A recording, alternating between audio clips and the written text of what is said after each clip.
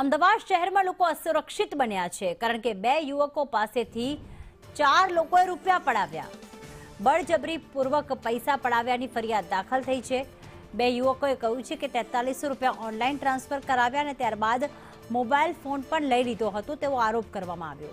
કાકડાપીઠ પોલીસે ફરિયાદ નોંધી તપાસ હાથ ધરી છે. જિગ્નેશ અમારી સાથે જોડાઈ ગયા છે. જિગ્નેશ, જે 4 લોકો આ રીતે ઓનલાઈન પૈસા ટ્રાન્સફર કરાવવા કે મોબાઈલની લૂંટ ચલાવવા આવ્યા હતા, શું આ બંને યુવકોને ઓળખતા હતા કે માત્ર બંને યુવકો રસ્તા પર ઊભા હતા અને તેમને બ્લેકમેલ કરવામાં આવ્યા, દાદાગીરી કરવામાં આવી?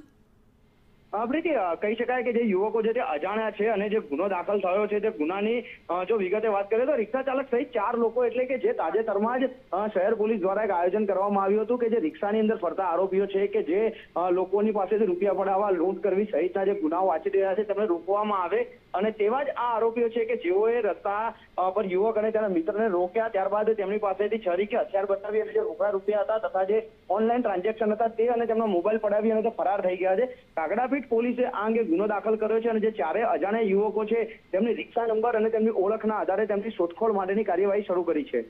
આભાર જિગ્નેશ તમામ વિગતો માટે.